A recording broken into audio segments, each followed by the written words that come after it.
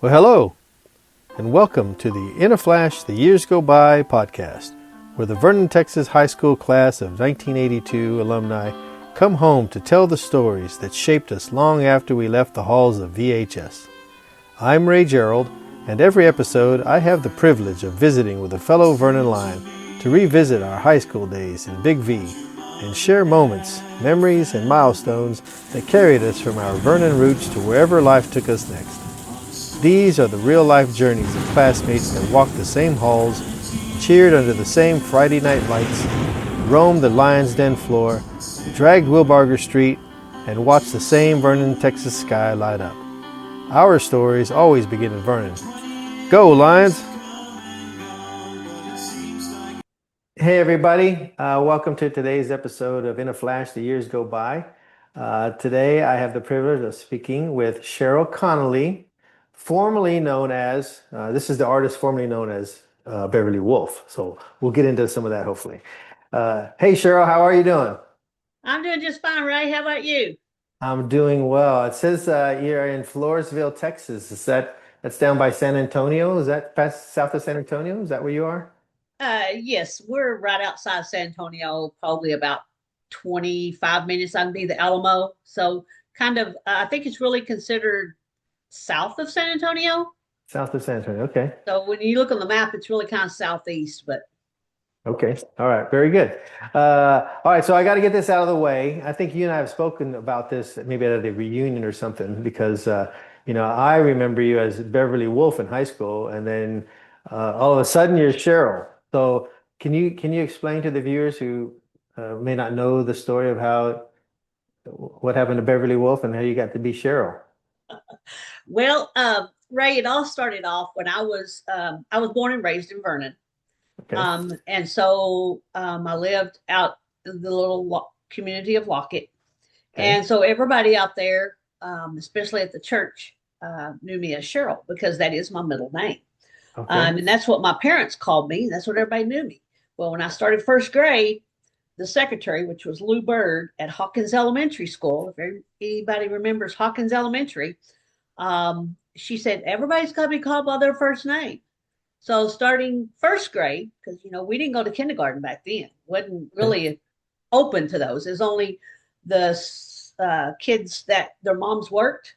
Well, my Okay. mom was an at home because we were raised on a farm. Uh-huh. My mom was a housewife. So anyway, I was Beverly from then on out, and then after I graduated and off to college, they're just like, well, if y'all got some other name you want to be called, let me know. And so, I went from Beverly Walker actually is what was on the roster my freshman year at VRJC. And then I Okay. said, no, I want to be Cheryl Walker. And they're just like, whoa, whoa, whoa, whoa, whoa. Actually, it's Beverly Wolf. And then it went to Cheryl Walker. And I was like, oh my goodness. But yeah, that Walker was my formal married name. Okay. I So see. I've All been through, right. yeah. All right. So, Cheryl, when you were very small, got the Vernon Independent School District made you called Beverly, and then you went back to Cheryl. Yeah. Got it. Okay. I think you told me that at one of the reunions because I think your name tag said Cheryl, Cheryl Wolf, and whatever your last name, Connolly or uh, Right. Walker. Yeah, you And got so I it. thought, so what? What? No, you're Beverly. Okay. All right. So enough of And I that. go by both. It depends on where I'm at, who I'm with. Okay. Or if you want to send me a paycheck, sir, I'll go by Beverly. Okay. Well, that makes yeah. That's one of those things. I don't care what you call me, just call me. All Yeah. right. Very good. All right. So born and raised. So you out there in Lockett. Uh, and did you ride the bus out? Who was out there? There was a bunch of kids out there in Lockett. Who was out there in Lockett with you? Yes, sir. There were several buses that went out there. It depends on um, whether or not, going down US Highway 70 to Kroll, whether or not you lived on the right hand side or you lived on the left hand side. Because Kim Strite, I don't know if you remember Kim Strite from our I do. class, Yeah. she lived right straight up the road from us, up toward the church, about a mile and three quarters, mile and a half, something like that. She rode a totally different bus. So Huh. my bus picked up everything from my route around the backside, what we call the river road. Okay. Picked up a bunch of kids out there and then come back up Highway 70 and drove into town. Oh, okay. All right. Did you have any of our classmates, our 82 classmates on that bus? No. No. Well, okay, interesting. All right. So when you think of Vernon High School, what are some memories that come to mind for you? Fun, Fun? All right. friends, football games, band, Mm-hmm. especially, because Okay. I was kind of heavily into band. And we'll get to that here in just a minute, but All right. just that, classes. I liked going to school Mm-hmm. because then I knew I didn't have to be at home working because my dad was going to put me busy on the tractor or, doing something on the farm. And as Right. long as I could had some kind of activities in town, well, I was Yeah. good. So, Very good. Well, what made high school fun for you? I guess probably band and Okay. my friends, Okay. the large group of folks that run out around together. And we were all more or less in band. Some of us were not, but hung around, Mhm. town and stuff like that. Did the drags and up and down Wilbarger Street, All United right. parking lot, sit for endless hours just talking and yakking and going down and get something to drink and turn around, come right back. Man, I think you just told me you're from Vernon without telling me you're from Vernon. All right. That's pretty good. Uh, who were some of the friends that you hung around with? Okay, start with I had Alicia Stores. Okay. Nix is her last name now.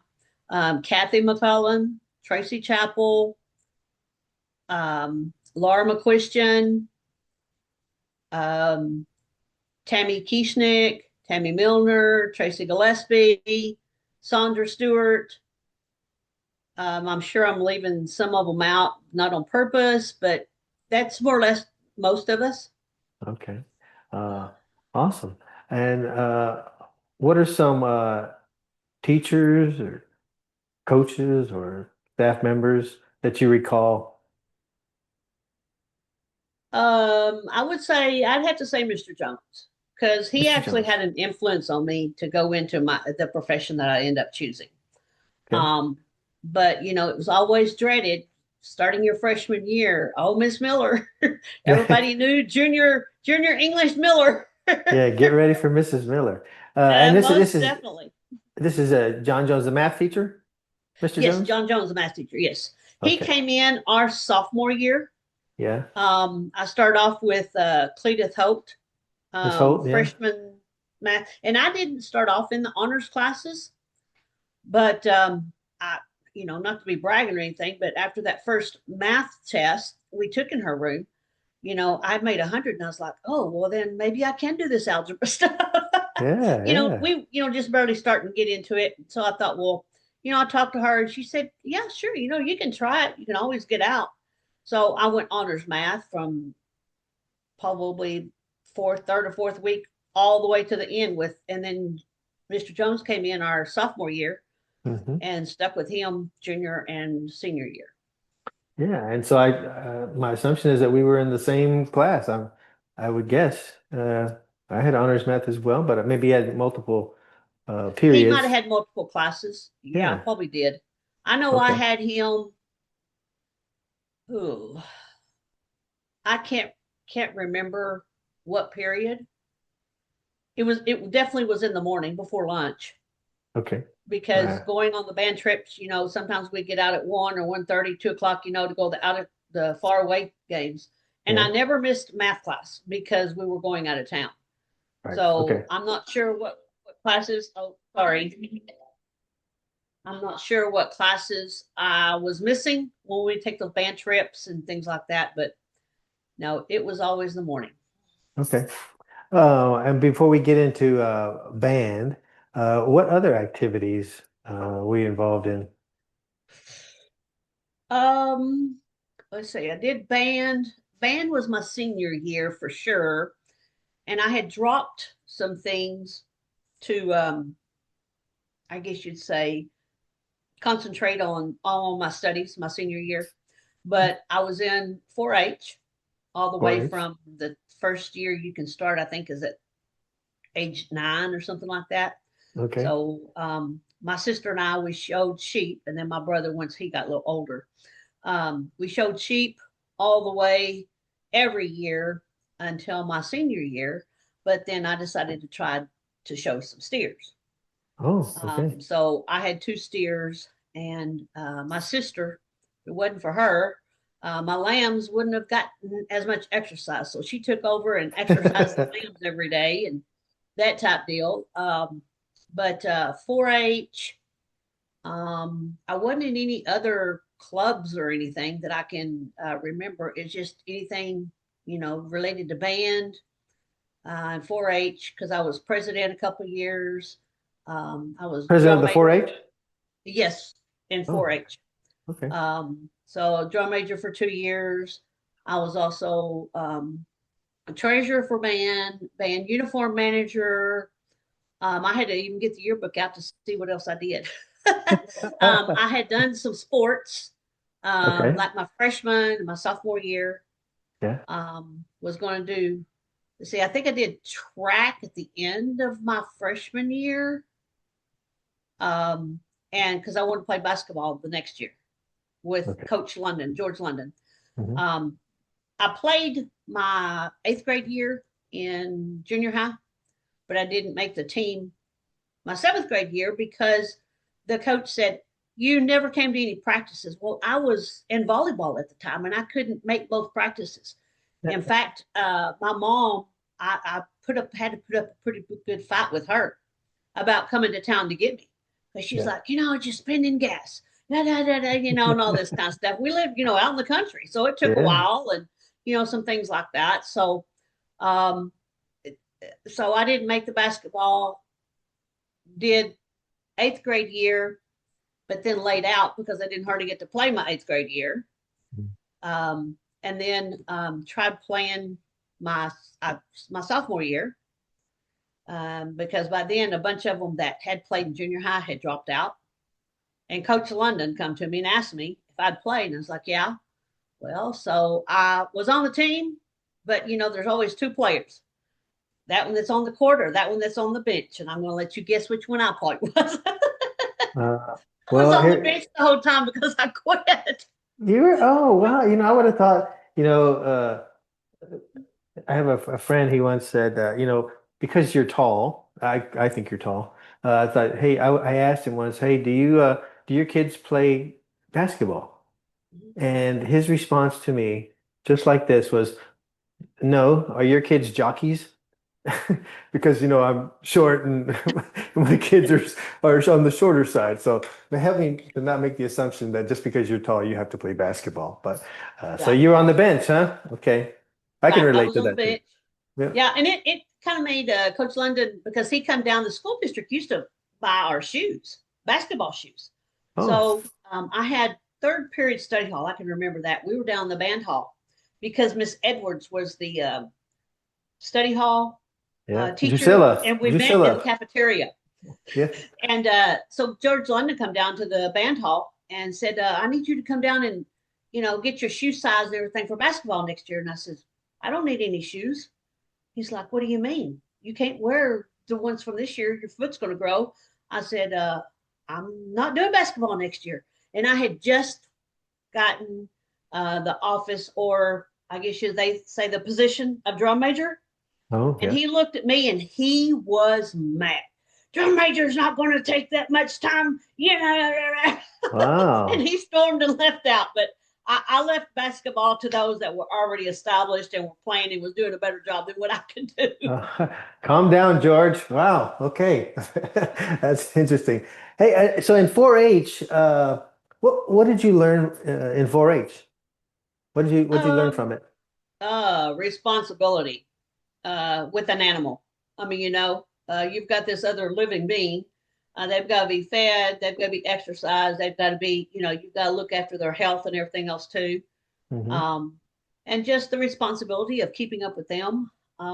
We had to keep records on these, Okay. like if we took them to the vet, every time we bought food, and then at the end of I guess you say at the end of the school year, Yeah. like I don't know, in sometime in June, we had to turn in our 4-H records. and Oh, we had to have this essay written what? type thing. And I hated writing that essay thing. I didn't know all that. Wow. Okay. And it was, now looking back, oh, it wasn't hardly anything, but back then we didn't hardly write that much in school. Oh yeah, Right. we, did stuff on pen and paper, but we didn't compose anything, do any Right. type of compositions or stories or anything like that. And that was pretty hard for me to have to do. Yeah, I But would think so. I managed, and I would say now, it has, helped me um getting things on paper and being specific about what I did, because some of those records were could move on to state records and get awards for Oh. them. So as I got older, I tried to get better at what I was turning in instead of just blah blah blah. All right, good. Well, how did you do with your showing lambs and steers? I did starting off. It's all a learning curve, big learning curve. Um, but we started doing pretty good because we started learning from others what they were doing to win those first and second place, and then grand and reserve champion and things like that. So Yeah, as we got older, we took our lambs, if they were ewes, which are the females, if they did yeah. not make the sale from the year before, but we placed pretty high, we kept them as breeding sheep for the next year. Okay. And my dad would locate someone or contact one of there was a breeder out at Bug Scuffle Bug out there scuffle. that had some sheep, and would ask Yeah. him about, trying to find a ram and that type deal. And then we Okay. would breed. And so we started having our own stock, Oh, okay. started using them. And I think the best I ever did was, I got some first place and some second place, but some of the folks that I had to compete with, it was tough. Man, you're out there, you're sweating, you always, oh gosh, it's so hot out here. This Yeah. lamb's jumping away from you, and the Yeah. judge comes up and he kind of gives you this eye, and then he looks at this other one, and you kind of take a breath and hope that you don't faint. Wow, I didn't know all that. Do you know who the person was in Bug Scuffle? Because I lived in Bug Scuffle my first freshman through junior year. And but for those that don't know, Bug Scuffle is Elliott, Texas, which is kind of north of Oakland Union, which is I guess east of Vernon, right? Right, East. right, Yeah. exactly. Yeah. Gillis, Oh. Okay. I know the last name, but I may not know the guy. But anyway, yeah, I that's don't that's remember okay. what their I was first just name wondering because was. when you said bug scuffle, that's like that was always funny that we always called it bug scuffle. Right. Okay. All right. So, what was the transition like going from lambs to steers? I assume that's a big difference. Oh, yes, big difference. The Of course, bigger animal. It was, Yeah. trying to halter break them to start with. Oh. And the steers that I had, my dad was raised cattle also, so the steers I had were out of his crop. Okay. So he's like, oh, I think these two over here would be pretty good. And I had two steers that were totally opposite, just like most of the time, or at least for me, my first two kids were totally opposite from one another.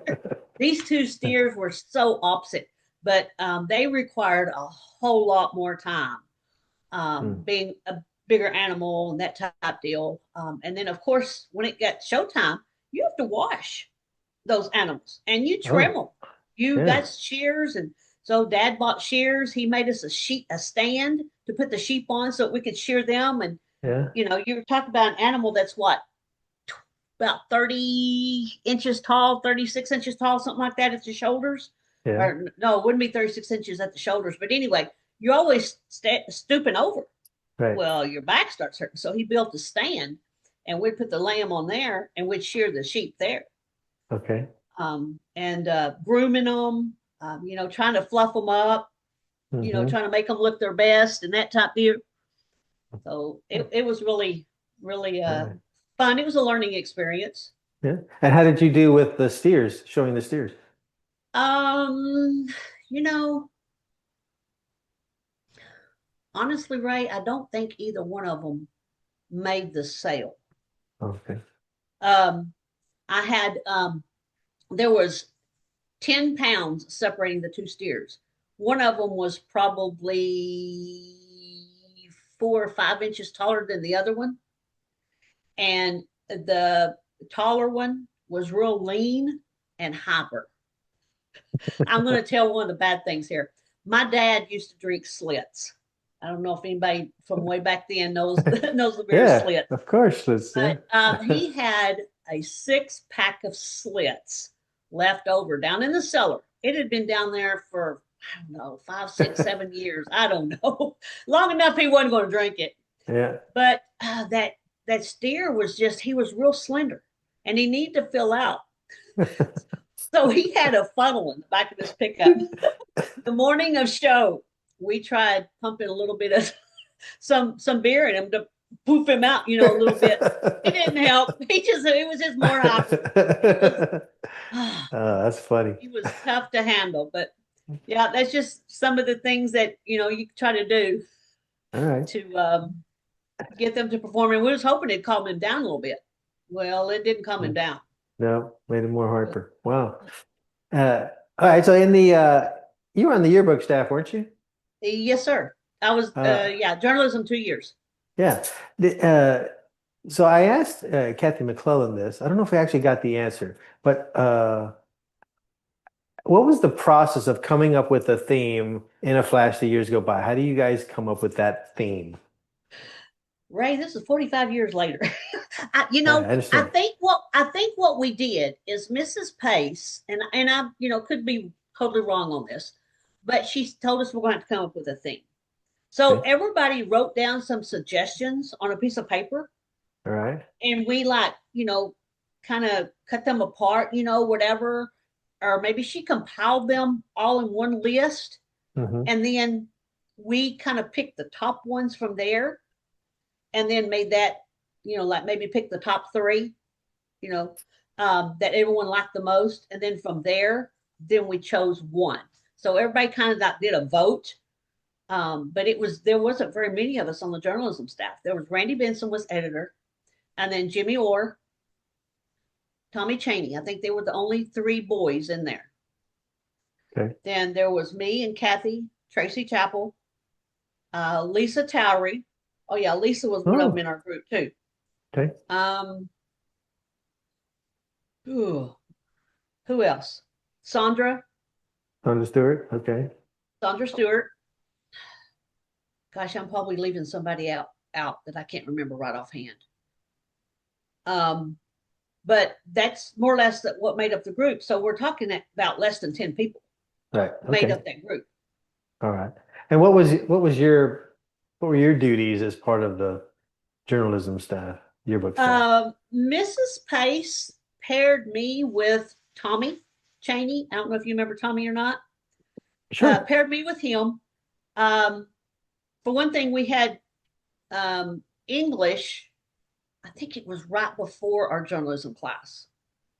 Paired me with him, and we were advertising managers, or we did the Okay. advertising. So he and we got to leave campus every period, every day, Yeah. or every day of that Right. period to go and sell ads or to go take pictures or, some kind of something like that, meet with folks and, Hmm. give them our spiel. And because that's what supported most of the publication of that annual. I don't Okay. remember what the cost was of our annual back then. I want to say what maybe $25. I don't Really? know offhand. Yeah, Okay. I don't remember. But I know now because I was librarian for a high school. The yearbooks were like, I don't know, 80, $85. And Wow. then as it gets closer, they're higher. But those monies is what I guess you'd say prepaid the publisher to start printing the pages because I know somebody talked about on the previous ones, Kathy did, about having to meet deadlines, Hmm. for the yearbook. And so to print them, I'm sure that publisher was billing Miss Pace X amount of dollars to start printing those pages. Okay. Wow. I would Oh, think. I don't know for sure. All But right. So I'm going to say she probably had deadlines to turn in so much money, toward the printing of that yearbook. all right. So businesses had to pay. My guess is that the businesses said, "Yeah, of course I'm going to be in this. I'm in this every year," and but I don't know whatever the fees that they had to pay because they had Right, to pay right. to. Well, they bought, I think the smallest was like an eighth of a page. Right. So Okay. it was just a little small, Yeah. ad like this. And they could choose the people that they wanted in their ad, or if they wanted to give us a business card, or if they, sometimes they would say, we don't really care, just pick a picture and put it in there. Okay. So, as advertising managers, we kind of knew who was in the yearbook, Hmm. quite often. And so we would go and look at pictures of folks that weren't hardly in the yearbook, to give Okay. them another chance to be in the yearbook. Yeah. So an eighth of a page, a quarter of a page, half a page, and a whole page. And Right. some of them did a spread. So that was Okay. 2 pages. Right. Yep. And did you write the copy for the pictures for the advertising? Between Tommy and I, we would have to write the captions. Yes. Yeah. Ah, cool. That's awesome. All right. What any funny stories from journalism days about putting this yearbook together or your junior year or anything like that? Um, there were some fun times, hilarious, funny things. I can remember Mrs. Pace asking Tommy and I a question one time. I'm not going to tell anything other than that, but it kind of like got dead quiet in that room, and then everybody started busting out laughing. But she's like, "Oh well, I just been wondering. I just had to ask." Okay. Now everybody, all inquiring minds want to know. Like they're just like, what is this about? So, anyway, just thinking. So you're not going to share the question? Is that what you're saying? I am not going to share the question. Okay, all right. Oh, But it oh, was you know what? Okay, I will. She you don't asked have if we to. were boyfriend and girlfriend. No, she asked if we were Oh, boyfriend and girlfriend. We're just we kind of looked at each other like, no. She said, well, y'all were always hanging out with each other. Well, we had every class together, yeah. and I started driving. Okay, so Kim Stratt, Tommy, Royce Hammonds, and Hmm. we were all in band. Our moms, our freshman year, would take turns about taking us into band and picking us up after practice. We Hmm. practiced on Tuesday night. I think Linda said the other night they practiced Monday night, but we Right. practiced on Tuesday nights. And so our moms would take turns. Then all of us kind of started driving. Well, I was the first one to drive, and Kim and Tommy were just a little ways from me. Okay. So sometimes we would just ride together. Tommy had a job, and he had to pass my house to get to his. So, it was just kind of a, give and take thing. Sure. And so we were always just with each other. We played the same instrument in band. We had classes together. We were just friends, Right. Right. I wonder why or at least why that's it's the such a way I big looked at deal. it. Yeah, yeah. Why was such like why it's so funny or why it's a big deal other than and you put us together, Miss Pace. We got to go and do this stuff together. It Right. seems like Well, anyway. see, we were uniform managers. Mr. Kingsley put us as uniform managers. So I was uniform manager with him. Oh, okay. I started off playing the flute and he played trombone, but after our freshman year, there was too many trombones and there was too many woodwind instruments, which is clarinets, saxophones, and flutes. Hmm. And Mr. Kingsley said, I need some volunteers to go to some different instruments. Well, being freshmen, guess what? If you didn't you didn't volunteer, you were voluntold. So, I can see that. I volunteered to go to a different instrument, and I guess I don't know. I guess Tommy did because being a freshman, the upperclassmen might have Yeah. told him, "I ain't going. We're gonna nominate you or something." Put Cheney, he'll do it. All right. So we both All just right. went over to and played baritone. Baritone. Okay. So what is it like? I think I shared this with Kathy. that the marching part seems really difficult to me. And when I see bands doing that, I'm amazed at how they can play music and march in time and do these whatever routines. What was that like for you? It was one of those deals. We practiced enough between the morning practices because I'm thinking school started like at 8 or 8:15. Well, we had to be on the field at 7:30 Wow. every morning. And so between being on the field, and there were the way Mr. Kingsley designed the routines, depending on where we were in the lineup, you Hmm. would know that after measure four or after this little part, then you have to go and do this. Or after the next measure, then you're going to go and do this. So, Right. you know, each person, depending on what instrument and where they were on the field, to create those designs that we would create, it's because Hmm. you had to turn and know exactly where it was in that particular piece of the music. Okay. And it just all came together. I'm glad I never went for band director. I thought about going music, but I thought, man, I don't practice now. What makes me go to practice college? And I didn't want to be in a dorm where there was a bunch of band students practicing every night because I wanted to really try to study, but I never lived Right. in a dorm. So I Okay. didn't worry about that. And so you said you were a drum major both years. Okay, this is a really dumb question. Is there a drum minor or are they just drum majors? They're just called drum majors. So Okay. my sophomore year, I was assistant drum major with David Morris. David Morris was a senior at the Okay. time. And then so at the end of my junior year, I tried out again to try to be head drum major the next year. Okay. Well, my senior year, Mr. Kingsley didn't have a head drum major and an assistant. We were co-drum majors, and I was a co-drum major with Susan Graham. I don't know if you remember Yeah. Susan or not. Yeah, I Yep. do. Yeah, so she All was right. one of our group members too. Okay, and the drum major's role is to do what? Lead the band during half times. Okay. You got to have a director, to kind of keep the tempo and the beat and stuff like that, and then the signals and stuff to start, and raise your horn and lower them, and just things like that. Okay. So you weren't in on the field? I mean, I know you're in the front, you're doing the guiding, you're Yes, doing sir. the whatever, the drum majoring. Uh, so those junior, senior years, you were not doing the formations and not playing on the field? Nope, nope. I Oh, was I was up on the podiums. yeah. So the drum majors always, most of the time, we would start off on the goal line on the west end of that football field Okay. and march toward the east end. Hmm.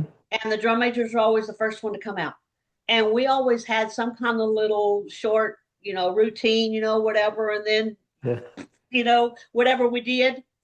And then from there, we would give the whistle for the band to start. And actually, I think the drums, Murray Wall was one of the drummers. Right. They would start tapping the drums, and everybody started counting. And then there was on a certain count, and certain folks would move, and then it's kind of like a round, a chorus. Some people starts after the first line, and Hmm. those folks keep going, and the next one starts at the first line. Now you got, and Yeah. so we just progress like that. All right. When you guys were in the stands playing, during the football games, uh, how did you determine when to play, what to play? How did that go? And was that choreographed with the drill team doing their thing? The Sometimes we would do a couple of songs with the drill team in the stands, if I remember. Mhm. And theirs was just their pom pom, things or whatever. Most everything with the drill team was on the football field. Okay. Every once in a while, Mr. Kingsley would let us lead the songs in the stands. A lot of times it was all Mr. Kingsley though. Okay. And Unless after it was half, a fight song, unless we made a touchdown, then we played yeah. the fight song. And that was almost instant. Yeah. Did that So, did that happen often? For our senior year, did we make a lot of touchdowns? and there were years that we did, and some years Yeah. we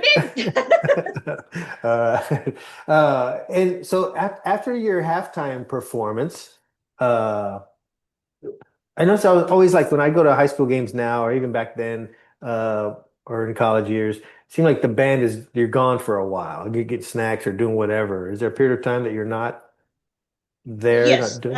we always got off third quarter. Okay.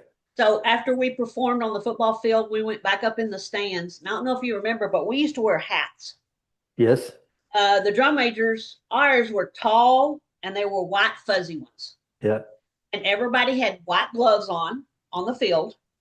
So we would go back to the stands. Everybody had to take their hats off. But we put them back in our buckets. We had these 5 gallon buckets or something similar to 5 gallon buckets. Yeah. And they said Vernon Line Band on them. They had lids on them, so we put the lids and stuff on them, and then we would get to leave the stands. But I can't remember, but I'm thinking like maybe it was starting from the top, the top like 4 or 5 rows would get to go out first, Okay. and Not then the everybody all next at four or once. five, and then out that direction because they didn't want us going down front and across. We Yeah. had to go all out the back, The back. and then Okay.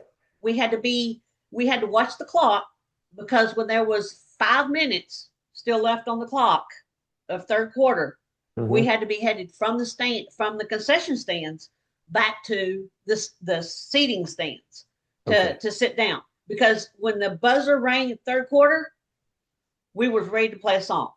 Okay. All right. Yeah, so we had to be in our seats when that buzzer rang. So at 5 minutes till, you kind of start heading back up that direction. All right.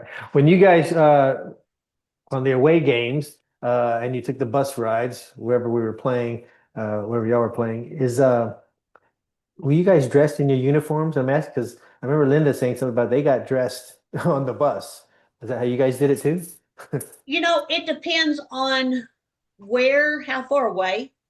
Hmm. Um, I think most of the time we see, underneath our uniforms, we had t-shirts. Okay. And most of the time it was our band shirts because we needed to represent Vernon High School while Mhm. we were there. So I think we had like shorts or something on underneath, and Okay. we had our pants and our jackets with us. Okay. And then on the bus, we would just slip those on, and because there was no, undressing anything, we were already dressed for something. Right. We Okay. just had to slip all that stuff on afterwards Okay. All right. to get onto the field. And then we put everything back in a bag. And I remember Kathy was talking about the maroon goose. Yeah. Not only did it have instruments, but it also carried our uniforms. Oh. So afterwards, we would have to hang our uniforms back up and put them back on the maroon goose. Ooh, okay. I assume everybody had names and their that must have They been were a numbered. zoo number. Okay. Yeah, the hangers or the uniform bags were numbered, Yeah. and they went in order Wow. because the as uniform manager, what I could remember is there was a sheet, and it would have like 30 30s, Okay. and that might be the first five, and then there'll be 30 31s, and then there'll be 31 32s, just down the Yeah. list like that. So Uh-huh. depending on what your size or length was, is where your uniform number was on that Oh, that okay. list. It wasn't like alphabetical, like Cheryl Yeah, would have yeah. been before Woolf Yeah, on yeah. there. Okay. Wow. Okay. Interesting. All right. So you talked about Mr. Jones kind of impacting and guiding you. What is that? Are there other parts of high school that had an impact on your life to where you are today? Um, I think it was just the teachers, and how they said, well, if you need help, I'm here after school. Or like Mr. Jones, after something, he would explain something and everybody was like, what? He would go, I remember he'd stand off to the side and he'd kind of look at that again, like, how else can I explain this kind of thing? And then he would, re-explain it if we needed to. Hmm. Or he might say, you know what, it's close to the end of the period. Let's just pick it up here tomorrow. And I'm sure he went and redid something to explain, and that's where we started. The next day. Hmm. I don't remember what period or if I had Mr. Jones with you. I don't remember at all. I Sure. remember my see because as in the honors program, you didn't take your sophomore and junior math the same as the other sophomores and juniors. Like we start off with algebra one. Hmm. Our sophomore year, we did algebra two. Yeah. Then our junior year, we did geometry. Yeah. Whereas everybody else did geometry their sophomore year and algebra two their junior year, I think. Okay. And then our senior year, of course, was analytical, geometry, trig, and something else. It The was, calculus or something like that. yeah, calculus. Exactly. That's what it Yeah. was, calculus. Yeah. So, my junior year, not only Miss Miller, but I found out that geometry is not my math. I'm more of the other type, the algebra type stuff, Yeah. because I don't have all that spatial stuff Hmm. up here. I Right. can't twist and turn something and tell you what the two adjacent or congruent, angles and stuff are, because we always had to do theorems. You had to Yeah. prove that this angle equaled that angle, and that type of deal. And I could not do that. Man, I forgot all about it. The fact that you're even using those words, congruent and adjacent, that's pretty good, Well, Cheryl. between Mr. Jones and Miss Miller, that's the reason why I never made on National Honor Society my junior year. I had Oh, to okay. I had to try to take courses my senior year to make up for all those lower grades I made Okay. Did you in their did classes. and so in National Honor Society, so you got I don't know what you call it, selected, tapped, whatever it's called for in your senior year? Yes, I made Okay. it because they create that roster Mhm. after, I guess, after grades come out at midterm, and so that you can be inducted into the National Yeah. Honor Society. I didn't make it till the spring induction my senior year, Okay. All and right. I I think the don't reason why. Go ahead. go ahead. No, no, go ahead. Well, I think the reason why is because one of my electives was accounting, Oh, and I took accounting, and I did really well in accounting, because band and PE didn't count like after your freshman year or something like that. Even though you mm, were taking that as a class, you could only use that in your grade point average for 1 year, 2 years, or something. I don't remember uh, exactly all of it, but so I had to, really get down, buckle down. And in fact, I enjoyed analytical geometry and calculus, those classes, and did, helped bring up that one C that I got mhm. my junior year with Mr. All right. Jones. All right. So you're the one that liked it. You're the one. That's interesting. Yet, it's funny. Is all right. So, besides sounds like Mr. Jones, Mrs. Miller, are there any other teachers or people that impacted you?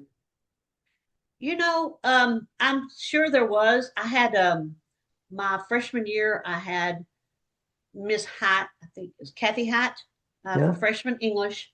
Yeah. Me too. Yeah. Um, I am not a fine arts or a English language arts type person. I'm Hmm. more of the sciences side. That's the reason why I went math Hmm. instead of going with English or some kind of something like that when I decided to choose a career. Sure. But I can remember having her. I had home ec. It's back when they offered home ec in the schools. So I Right. had home ec. So I did, like, I was in the cooking one the first semester, and we sewed a shirt and a pair of pants or the second semester. So I was in the other side of the building All right. for Okay. the second half. Didn't do FFA, didn't do rodeo, no ag because I was already doing 4-H outside of school. So I didn't take Yeah. up another period with FFA that way. I could All do right. some other electives. Typing, they offered typing. Now they call it Mhm. keyboarding. And Okay. I don't even know if keyboarding is really offered in a lot of schools now. Yeah. Um, Hmm. All right. So did you know what we're getting ready to graduate? Did you know what career you wanted, what your path would look like then? Yes, I did. I had Yeah. already decided that I wanted to go into accounting because of Miss Dowdy, that I Okay. had my, that accounting class. It just, numbers, numbers just kind of come easy to me. Working with numbers, balancing checkbooks, debits, credits, Hmm. liabilities and payouts, things like that. That's what I wanted to get into. So I started off at Vernon Junior College, Okay. doing accounting. Okay. And I want to say after the first year, I decided, because I was working, I had to work to go to school. I didn't get a scholarship, didn't get any scholarships. Well, I'll take that back. I did get a leadership scholarship from VRJC Okay. because of all the activities of being president and drum major and treasurer, and all those offices and stuff I held. Right. That I got a leadership scholarship. Nice. So, it paid for part of it. But other than that, and then the 4-H animals, if I made the sale, that money went into a savings account to help pay for college. Hmm. And I knew that if I went off to college, that between dorm, um, or room and board and tuition, that, I wasn't going to have much money to last me all 4 years. Yeah. And so I started off at VRJC, try to get my feet wet, see if that's really what I want to do. Hmm. And accounting wasn't what I wanted to do. So then I went into majoring in mathematics. Mathematics. Wow. Um, Okay. And where did you work while you were at VRJC? I worked I started off working at Bottling Oil Company, which was a gas station on East Wilburger. I don't know if you Okay. remember, down on Uh, East Wilburger. okay. All right. And so I was down there for a while, um, and I quit there because during my shift one night, I had traded with someone in our rotation Hmm. on a previous day. So that person made up my time on that night that I was supposed to work. Well, they were robbed. Oh, So I quit. yeah. I mean, at gunpoint. They were Yeah. robbed at gunpoint. I was like, this is no place Yeah. for me on this end of town, Yeah. That's pretty smart. single by myself, because there Yeah. was no men. It was Yeah. just one person. It was a self-service gas station, Okay. kind of thing. So I quit, and then I went to work for Bob Bolton with Bolton and Ring. They were an accounting service down on Marshall and Lamar or something like that, I think. Right Okay. off of Wilburger Street there, um, pretty close to the auditorium, kind of in that Okay. area. Hmm. And I worked part time, and I was a data input clerk. So I had to teach myself the 10 key to Oh, input, wow. Yeah. uh, and he did tax returns, and then he also did accounting services for people around town on a monthly basis. You know, Okay. all their checks, and I had to. The secretary would code it like if it was accounts payable, there was a certain code, or if Hmm. it went to oil and gas, it went to a certain code, or if it was office supplies, it went to a certain code. So I'd have to punch in that code and then punch in the check number, the date, the amount, and then type what it went to. And then so I put in all those checks that that client had written that month. And then I had to print out this report that had all that Wow. stuff. And it would have, totals. And so Bob, which was my boss, he would take all those numbers and do whatever he did with them from the accounting standpoint. Okay. And I worked there part time. If I was at when I was at VRJC, sometimes my classes started at 8, and if they didn't start till, let's say, 9:30, because it was a Monday, Wednesday, Friday, or Tuesday, Thursday class. Right. So Tuesdays and Thursdays was 8, 9:30, 11, that type deal. Hmm. And if my class didn't start at 9:30, then I went to work at 8 o'clock because it was only like 5 minutes across town to get to Right. Right. me. Right. Right. So I'd go get in about an hour and 20 minutes before I had to leave and get to class. All right. And then I'd come Wow. back and, continue working that type deal. During tax season, Oh, I busy. can remember one week right prior to tax season that I put in like 72 hours that week Wow. because I was showing up to work at 5 o'clock in the morning, going to class, coming back, going back to class. If I had a, Tuesday, Thursday class and there was an hour and a half in between, I'd drive back to work and work for an hour and 15 minutes and drive back, then go back to class. Sheesh. That's a lot. All right.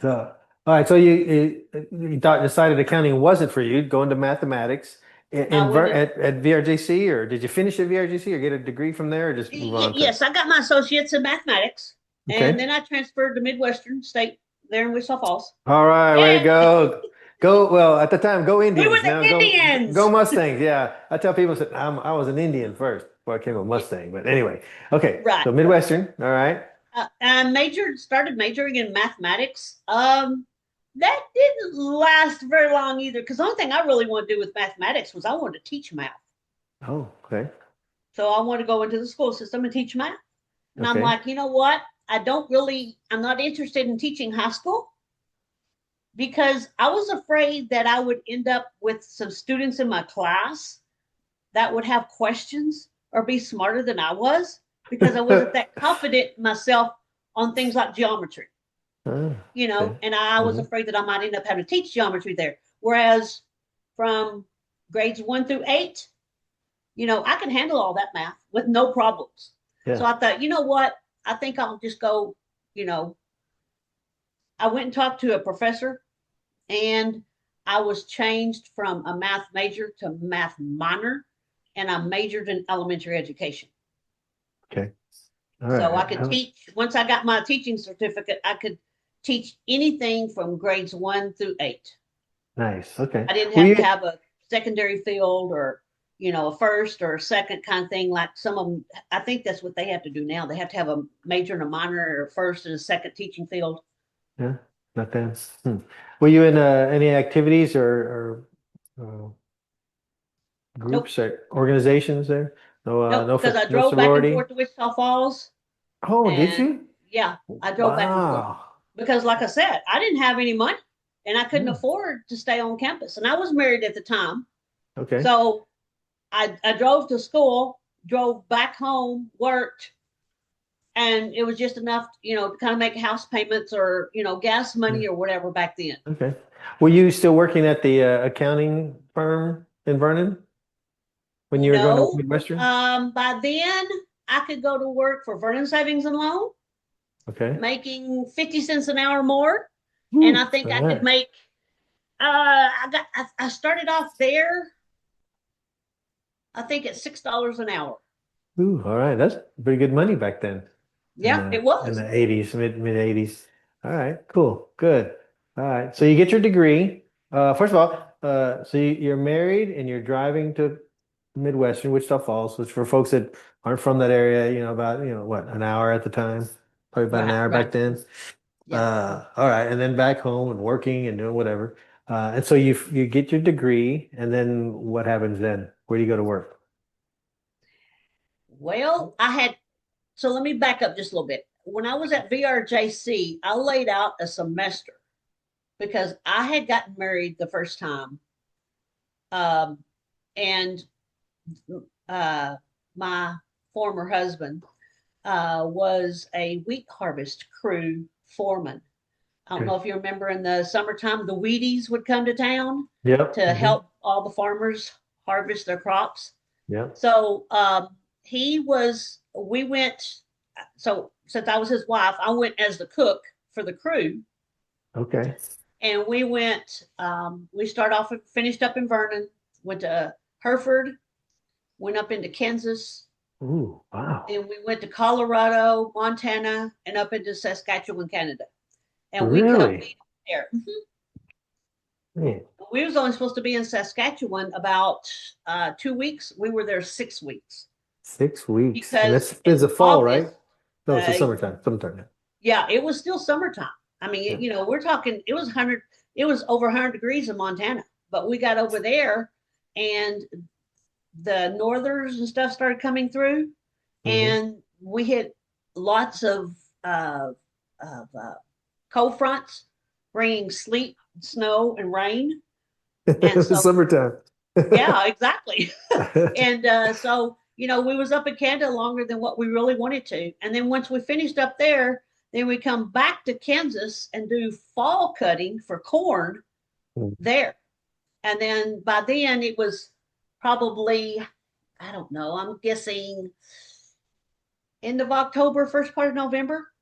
Okay.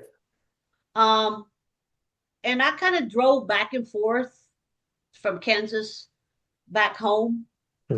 for a month and a half or something like that there, because it started getting cold in Kansas and there wasn't Mm. anything for me to do, because it was only the boss, my husband, and I think he kept one more guy.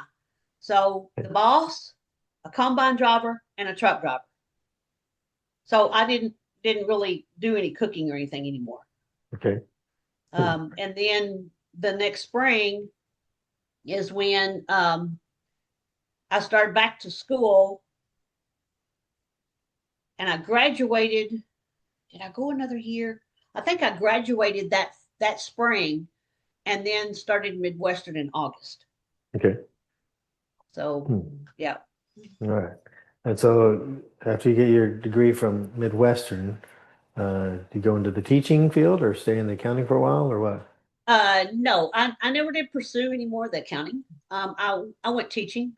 I got on Okay. there at Vernon and was there at Vernon. I started off at Shive Elementary, teaching Yeah. fourth grade. Okay. You Shive know, is only fourth grade, right? Shive. huh? When I No, remember it was Shive. fourth. It was fourth and fifth grade. Oh, okay. All right. They had moved fifth grade out of the intermediate school, Oh, okay. and did fourth and fifth grade over there. Okay. I was in one room doing self-contained classroom, so I did all classes except for PE and fine arts.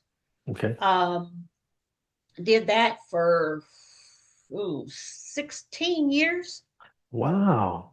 And Okay. then there was an opening. Okay, so Max Tatum was the principal, Oh, and it okay. was great working for Max.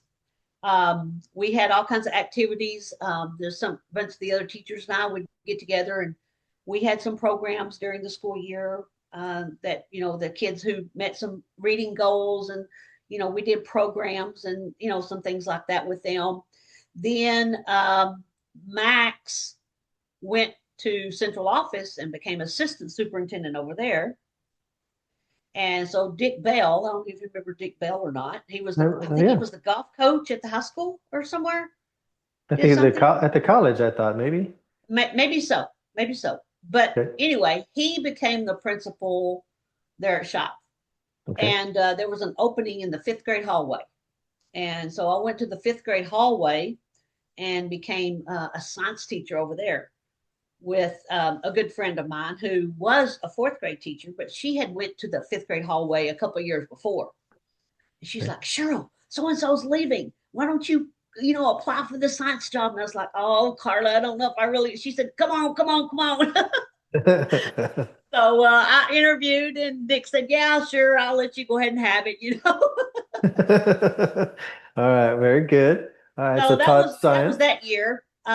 And before that, I had divorced, remarried, and then at that point, when I was in the fifth grade hallway, my second husband was working at Wright Brand Foods Okay. at the bacon plant there, Hmm. and he had gotten the opportunity to move to South Texas because we was wanting to get out of Vernon, because he was at a dead end job wherever he was, because the people above him, they weren't going anywhere. Right. They were kind of younger folks. They weren't going to retire. Mhm. And I was just, I was like, I can teach anywhere. I want to get out of Vernon. My parents were there. So we left Vernon and we moved down here. And we've been down here in Floresville area for going on 21 years now.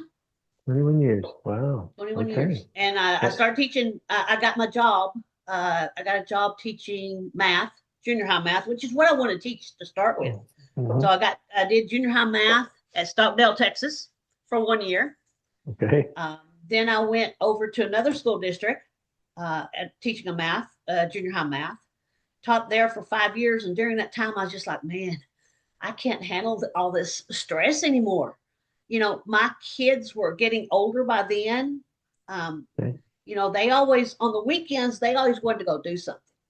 Mhm. But they told me, oh, we can't do that because mom's got papers to grade and she's got parents to call. We can't do this and she got lesson plans to do. So that kind of hit me, and I thought, what else can I do? I want to do something else. I'm tired of the classroom. So I went back, and by then online classes were available.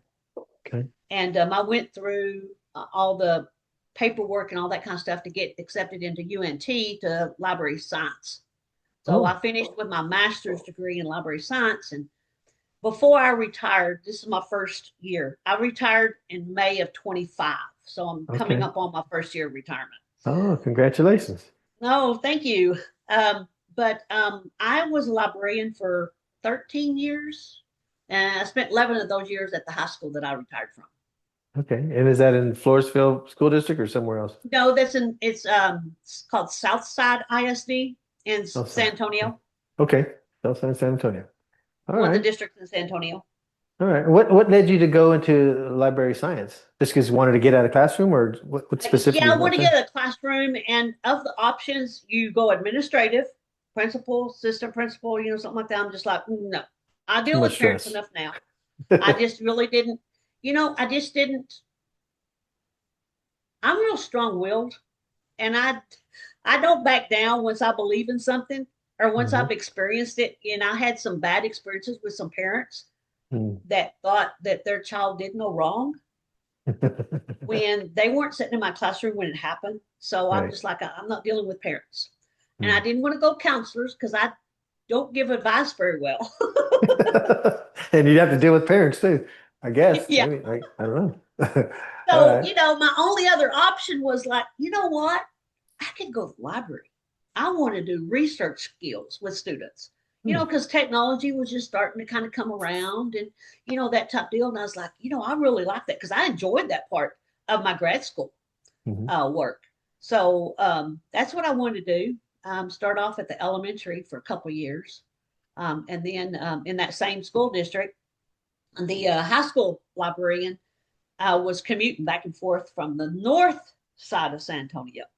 And her kids were getting older, so she resigned her position there because she got a job up there closer to her kids because they were Hmm. starting to get into sports and things like that. So I applied, and lo and behold, I was Well, granted that's granted the great. position. Very good. All right. And so how many kids do you have? I have three. I have two from the first marriage and one from the second marriage. Okay. Boys, girls. One of each the first time, Okay. and a boy the second time. Let's take that. Okay. And so how has either marriage and or parenthood, how has that impacted you as to who you are today? Well, I guess it goes back to kind of those 4-H days. It's not just a me, myself, and I thing. Mhm. You've got kids now. What's going to be best for your kids, and I also tried to help my kids, with their studies or with their work, especially if it was math when they'd come home. So early on, when they're start, because I knew which skills they were supposed to be learning at which grade because I could look up those, they're called TEKs. I could look Mhm. those up and say, okay, well, I know you're supposed to be learning these math facts. So I'd start helping my kids. Mom, no, I got it. I said, no, we're going to take a math test. So we Wow. take Okay. math tests. I had my younger son, one day, this was during the summertime, I went to town to get groceries and I left the grocery list at home. Well, and I had cell phones were just starting to be kind of the thing. So I called home. We still had a landline here at the house. I called home and my son answered the phone. And I said, Matt, I said, I left the grocery list there by the phone. Tell me what's on the grocery list. He said, Mom, I can't read your cursive handwriting. I was like, okay. So guess what we worked on that summer? We worked on cursive handwriting. Yeah. All right. Good. I'm glad to see that or hear that. They need that. Yeah. I don't know if my kids can do cursive. They might. I don't know. I see a lot of printing, but I generally print anyway. Uh, Right, right. Interesting. Uh, the, the, what's what would you say is um, what are you most proud of in your career? Um, I would say the support I had at home, I guess, is it had to be where it started. Hmm. Because if my family didn't believe in what I was doing and all the work I was bringing home, then all the extra work I was bringing home wasn't worth it. Ooh, okay. Because it was almost a 24/7, 365. I mean, Yeah. even though teachers don't usually work during June, July, and some of August, I was already working on stuff for the next year.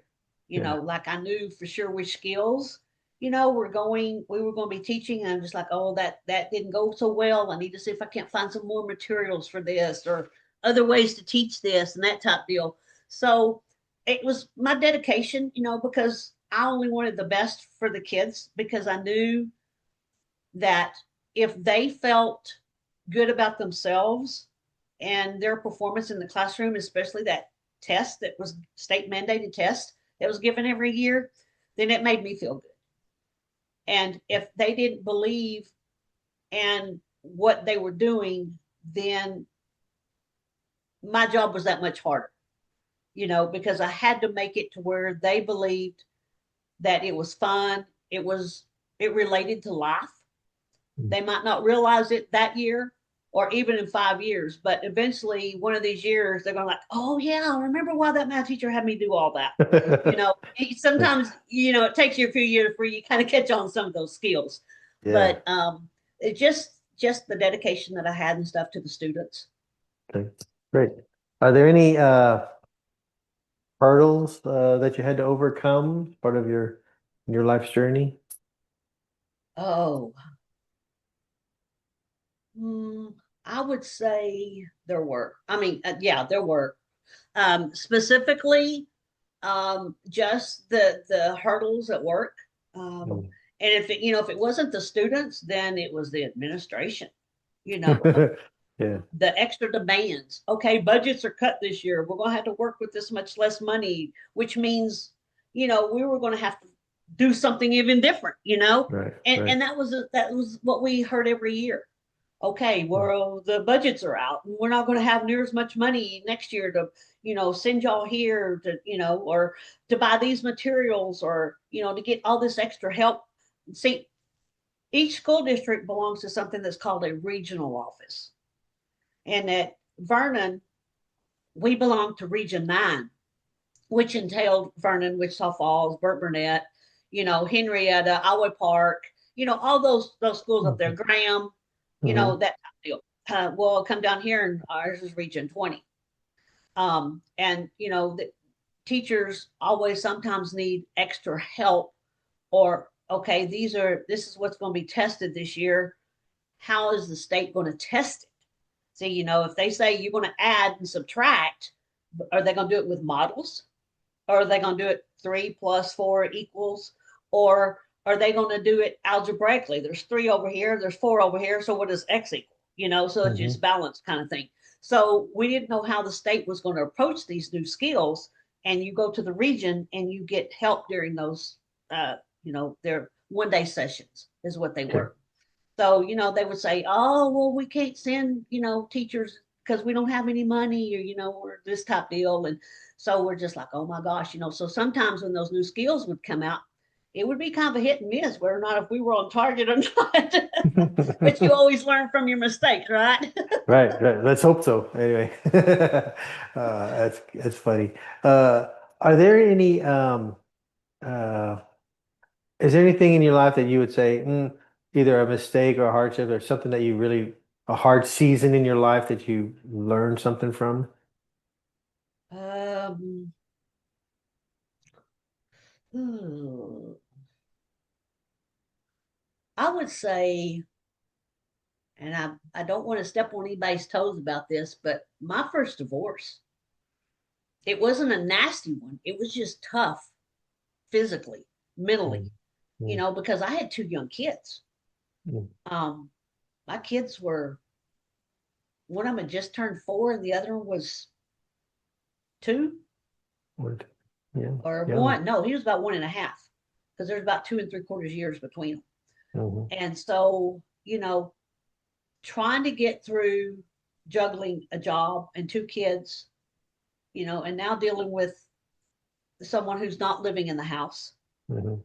um, you know, and you're not only dealing with that person that's not living in the house, but if that person is now with someone, you're now got someone else you got to deal with, Yeah. So, after my divorce, I really was not interested in getting married again. Mhm. I didn't want to jump into it. I'll put it that way.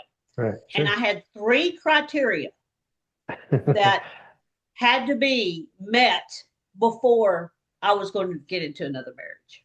Mhm. So, I just had to set some goals for myself and some things that and you go back and you try to reflect on what you did wrong. Mhm. Um, because, there's always it takes two, there's two sides of the story. So Sure. if something Sure. went wrong somewhere and you just Right. got to reflect and pull out your inner self. So I started going to a thing called Prime Time with the First Baptist Church. Okay. It was for singles and singles again. There in Vernon, runtime. Yes. Mhm. Okay. Yeah. Randy Banks, Randy, I don't remember if that was his name or not.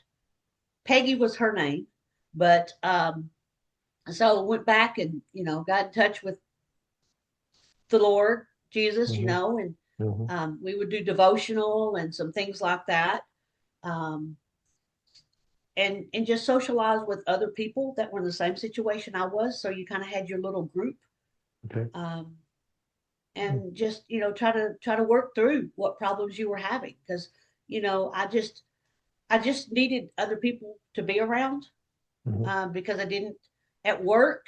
I didn't really know of anybody else that was in that situation like me. Mhm. And so after work, I'm just like, man, I need to get with somebody else, this type deal, Right. relieve some stress, I guess you could say, Sure. Sure. Okay. with what was going on. So Talk yeah, through some stuff. Yeah. So you mentioned this three criteria. Are you willing to share what your three criteria were if you were to get marriage yeah, again? I will. All right. What were the? Okay. So my first husband, and let me just back up and I'll tell you why I had these three. My first husband, while we were married, he went through the police academy at Wichita Falls and became a Okay. peace officer.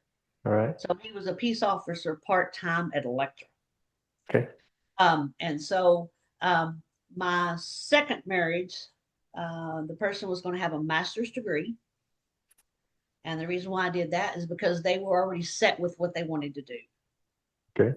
You know, I didn't want to put another one through any type of schooling or anything else like that. Okay.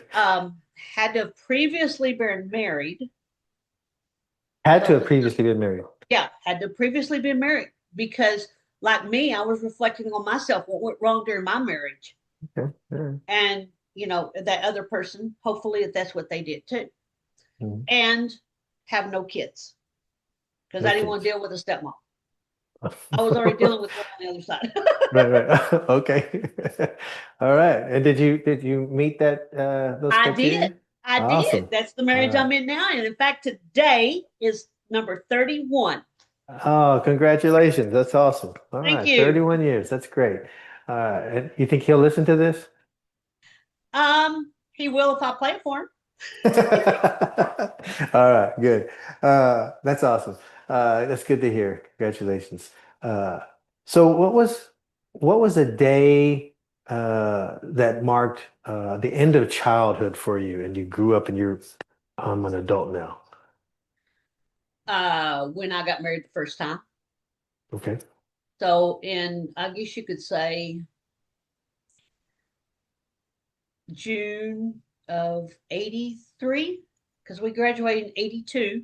Hmm. And I left home in October of that year. We lived at the dorms at VRJC. Oh yeah, okay. You did live in Dover. My, Okay. my mom and I just clashed. And, Okay. dad was still expecting me to be kind of like, my school hours. Okay, you're home Right. now. It's time to come help me in the field. I'm just like, no, dad, I got schoolwork I got to do. Every hour in the classroom, dad, is supposed to be 3 hours outside of class, right? Ooh, all right. That's Very what I was good. always told. Cheryl. So I'm just like, if I'm not living under your roof anymore, I don't have to abide by your rules. That's right. Okay. Okay. So that's you grew up. Okay. Uh, uh, what uh, what relationships from high school have stayed with you? Oh, I'm still in. I just recently, I guess you could say there for a while. Alicia Stores was my best friend in high school. Okay, Okay. and Mhm. she got married first, and then after my first divorce, we kind of separated there for a while. Mhm. She had her things going on, I had my things going on, that type deal. And she no longer lives in Vernon, but we just reconnected. A couple of years ago, my husband and I took a vacation, and I stopped back off in Arkansas and visited, stayed with her about a day and a half. We, had kind of caught up on some old times, Nice. um, and that type deal. And then I still stay in contact with Kathy when I go to Vernon, especially since, see, because neither one of my parents are alive anymore. Hmm. So if I go back to Vernon, I hit up Kathy because I need something to do during the daytime, or Right. Right. maybe sometimes I need to snag a room from somebody over for the overnight. Right. Right. I hear you. Okay. I understand that. All right. And so I'll go talk to her and her mom, and because her mom helped my dad and my mom out a lot during concession stand when we were in band together. Oh, yeah. Okay. So she's one of the concession stand moms, and Okay. that type of deal. They always made sure that the band had hot chocolate and hot Dr. Pepper when we That's came to the concession hot stands. Dr. Pepper. Hot, oh yeah.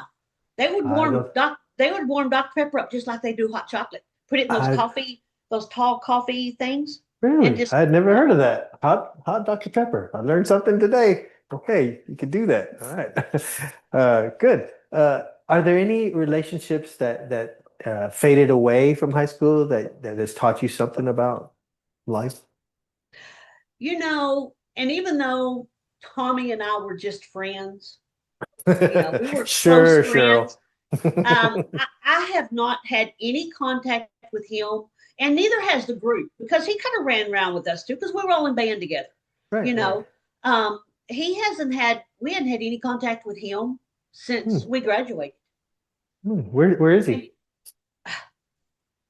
I don't I know. don't know. I've tried to Uh, contact him through his sister, because his sister was a couple of years younger than us. In fact, his yeah. sister was my sister's age. Hmm. And I don't know if the address that I sent something to was wrong or what, but I had no contact at all. Hmm. Just some of those high school friends, we used to have. Yeah. Um, and even I'm sure some of the teachers have probably moved off, you Sure. know, or try to keep up with what the teachers that we were once. And that was something when I started there at Vernon teaching, because I started at Shive. I taught with Lynn Freeberg, which she was an English teacher at Vernon Intermediate. Okay. So some of the teachers that I had, I was now part of a team. Wow. What was that like? And that was so odd. That was so weird, especially early on when I was early 20s. Yeah. I can remember one teacher kept saying, that this is not a teacher I had, but they would say, "Oh, well, you're just still rocking the cradle. You're just still rocking the cradle." I'm just like, I'll be All glad right. when I'm 30 something. Rocking the cradle as a 20-something year old. That's funny. Uh, is there, so has your idea of success or your definition of success changed from when you were in high school to today?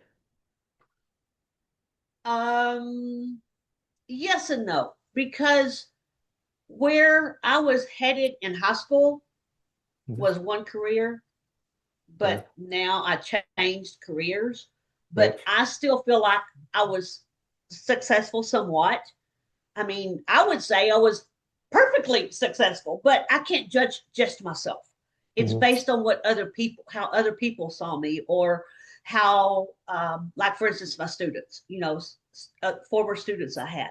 In fact, one of the students I had there in Vernon, when she was a fourth grade student in my classroom, she now lives down here in the San Antonio area, and I have reconnected with her through Facebook. Oh, So, nice. yay hoo to those social media platforms, you know. Yeah. I met with her. We had lunch one day, and there's been, let's see, I think there's, and through Facebook with her, I've reconnected with some of the other students that I've had. Not that I stay connected with them, but at least I'm friends with them on Facebook now, Right. you know, Right. so I can Right. kind of follow them and see what they're doing. And I don't, I have probably posted more on Facebook lately, Hmm. only because I'm not in education anymore. I Mm. didn't want to get Yeah. caught up in all of that stuff. Oh my Sure. gosh, no way. Sure. So I would just read everybody else's posts and like, yay, congratulations, or something like that. Never posted any pictures, Right. never consulted any other, students that I ever had until after I retired. That's probably good. And I'm guessing a lot of teachers do that. Yeah, I mean, I would there's a hope so lot anyway. of folks get caught up in that stuff, and it all starts off as something real nice, and um, Hmm. I'm just helping this person, especially if it's a male and a female relationship kind of thing. Hmm. I'm just no, I didn't. Right. My job was too more valuable than social media, Yeah. posting something, So Right. So since retirement, you said in 2025 you retired. What have you been doing? What are your hobbies, interests? What are you doing now with your time? um, I'm not doing just a whole lot, but one thing I did take up, and I started this back in 2018, is I started doing wood turning, not woodworking, because I don't make furniture, I don't make bookshelves, none of that kind of stuff. Wood turning. So I've got a wood lathe, and I make pins out of like uh, wood or resin. I've made You some make things, what? What did you call it? Pins? pins, like what you write with. Oh, writing pens. Okay, yeah. Yeah, writing Okay. pins. Oh, I make bowls. I've made whatever the kids have hollered, Mom, I need this, or can you make me this?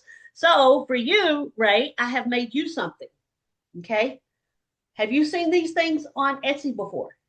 I have not. No, I don't. I don't think so. What It is is that? a phone amplifier.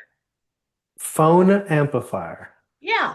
So let me while we continue to talk here. Mhm. So what it's just it amplifies your music. Sometimes you're listening to something and you're just like, oh, it's not loud enough. Yeah. Instead of hooking it up to some kind of Instead of hooking device, up to, it's yeah, a your Google deal or Bluetooth. something. Yeah, yeah, Yeah, yeah. exactly, Bluetooth.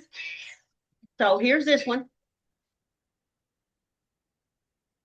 Now, I'm not hearing it. I wonder if it's not picking up your, I don't hear anything right now, but Oh, you don't. no. Okay. Well, I let hear me. your voice, but yeah, are you on mute? Maybe you put it on mute a while ago.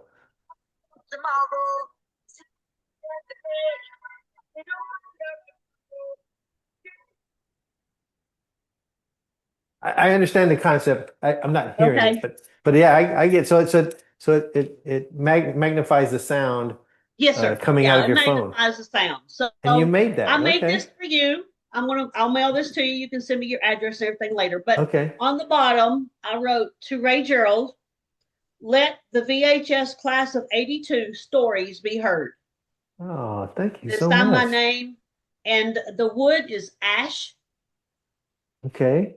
So it's just something for me to you, and you're doing the story thing and that type deal. I saw this on. Sometimes I get I watch those YouTube shorts, and then Yeah. my cousin sent me something through Messenger the other day. She said, "Look at this guy," and I was like, "Yeah, I've seen those on Etsy. I wonder what they get for those." And so she sent me the guy's website. She said, "Go look," and I was like, "You know what? We're doing this Oh, story thing, and so I'm going to make Ray one." And I found a piece of wood, and I made you one. well, I Just finished it appreciate up that. this morning. Well, thank you so much. I really appreciate it. That's very thoughtful of you. Thank you so much. I will display that proudly in my I Love Me room because as I tell people, I love me some Ray. So my pastor he uses that sometimes in his sermons. You know, we all love me some me, and sometimes we love me too much sometimes. So, but thank you very much. I appreciate that, and I will look forward to getting that in the mail. Uh, so, what is something about your journey that you want people to understand that they may not know on the surface of who Beverly and who Cheryl was or is? Well, growing up, and one reason why we moved down here toward the San Antonio area is because I wanted something more for my kids than what I had when I grew up. There was nothing in Vernon. You had to drive to Wichita Falls or to Dallas or somewhere like that to either fly, go shopping, any major shopping, Hmm. some things like that. And so I wanted to move to a bigger or leave a town and go to a city, Yeah. to where my kids had opportunities, because I have never instilled in my kids, oh, I don't want you to do that job. You need to do this, or Hmm. you need to do this. No, you can't go with that person. Like my boys, never told them what girlfriends that they needed to have. I just kind of kept that all underneath, whatever. Not that they were introduced here, whatever. But, Right. I just try to let my kids pick their own way, because growing up, I can remember, especially in elementary school, coming back that first day of school, and the teacher wanted everybody to share where they went on vacation. Hmm. Well, we never got to take a vacation. We Hmm. never went on vacation. With my Hmm. dad and his farming stuff, or we couldn't afford it. I know Right. part of it was because of the farming, Sure. but could we have afforded it? I don't know. I never knew anything about their finances. They didn't share that kind of stuff. Right. I always tried to tell my kids, that I love them. You're doing good. Mom's here if you need help. Because I Hmm. don't remember my parents ever really coming out and saying, I love you. Hmm. If we needed something, they tried to furnish, which was their Nice. way of saying it. Hmm. And so, I never got to, we were never part of the country club. I never was a part of that group Hmm. until after I myself could have afforded to do the dues or go play golf, or some kind of something like that. And I just wanted my kids to have more than what I had. And Hmm. so the way to do that was we had to leave Vernon. Hmm. I Okay. wasn't really real close with my parents. I mean, I love my parents, but I only lived, anywhere from, let's say, 7 to maybe 8 miles from them. And I might have heard from them once a month, maybe once a Hmm. month, Hmm. if that much. No telephone call. No, my mom had, and my dad had to pass one of the houses I lived every time they went into town and come back home. They never stopped Hmm. by, Hmm. never just picked up the phone. Well, how's everything going? How are the kids doing? They never asked for the kids to come over and spend the weekend. Hey, let grandma and grandpa keep the kids this weekend and you two go out and do something. Right. Nope. So, it was time for us just to leave Vernon and come on down here and that type deal. I still kept in contact with them, while they were Hmm. alive, or tried to, occasionally here and there. But yeah, it was, Hmm. I always wanted to be able to do what I saw others doing, and I wasn't able to. Hmm. Okay. And it I kind of stayed self-contained until, I guess you say, as I got older. I'm like, you know what? I want to do this. Hmm. I'm going to do this. I'd like to be president. I'd like to do this. And I'd like to be drum major. I can remember when I was practicing to be drum major, I was practicing out in our yard, and the farmers, we was lived on one of the main county roads or farm to market roads out there in Lockett. Right. And farmers would come by, and I'd be out there, had my baton, and I was doing like this. And blowing the whistle and twisting and Yeah. turning it, and trying to come up with routines and all that kind of stuff. And these farmers were going, man, they were honking their horns. What is she doing out there? That's Yeah, because interesting. I was getting to do what I wanted to do. And Great. it was old enough that, I was old enough at the time that if my parents, I was going to push back if Yeah. there was pushback. Hmm. I was just that strong willed, Okay. because I was getting older. I needed to decide. I was starting to find me. Hmm. Right. Whereas in younger years, I didn't. I never felt like I belonged to anyone, any Hmm. group, things like that. I Hmm. was just a student that went to classes. Okay. And so high school found yourself. Okay. Yeah. Uh, and so what do you hope your story either teaches or inspires others who are listening or who will listen today? Do what you want to do. Don't let someone else tell you that you can't do that, because you are the one that's going to have to be successful at whatever you want to do. And learn from life's lessons. You're going to be thrown obstacles. And, either make it or make some other choice. Do something different. But life is short enough, and I'm experiencing that now that we're, quite a bit older. But life really is short. And if you're not happy with what you do, you're never going to be happy. Doesn't matter what you do. So find something that you like to do. Yeah. Okay. Good. And hang on to those relationships. Yeah. Why do you say that?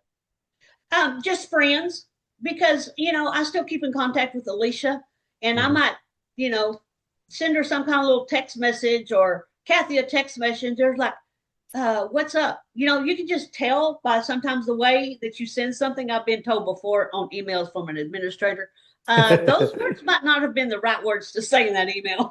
Right, exactly. Sometimes people can tell, what's up, and if you keep those relationships, you can, talk to them about it, and then everything's hopefully all good. Right. Okay. All right. So, if you wrote a letter to your high school self, what would you tell Beverly or Cheryl? What would you tell the high school person? If you've got a gut feeling that something's not right, then don't do it. There'll be other opportunities down the road. Change and do what you want to do.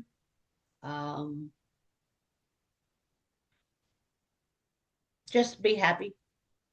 Just be happy. All right. Well, good words to live by. So are there any parting words or something that's pressing on your heart that I didn't ask or that you want to share? No, other than if there's people out there from our class that hopefully I've got a challenge for those folks. They just need to, get on. We want to hear their story just like they're hearing mine. And have heard hopefully some of the others, especially some of those folks that we've not seen at class reunions in a while or never. Right. We want to reconnect with y'all. There's several students, I think, from the class I'd have to go through the yearbook. Oh yeah, I've never seen that person at yearbook, at reunion or whatever. I wish. I'm like, oh yeah, I can remember having that class with that person. I would like to reconnect with that person, see what they're doing nowadays. Right. It's always good, just to find out, just to connect, Yeah. All right. Well, that's good. Well, I really appreciate you agreeing to do this and sharing your story. It's very interesting of what you've been doing and just being a teacher and instilling and encouraging young people and all the things that you taught them and in the library, all the things that you've done has been what's the word? I think Matthew used the term exponential. You've reached people exponentially, which is a good thing. So that the teachers in our world need that encouragement and gratitude, and thank you for teaching them and teaching them well. Appreciate that. So it's really good to hear from you.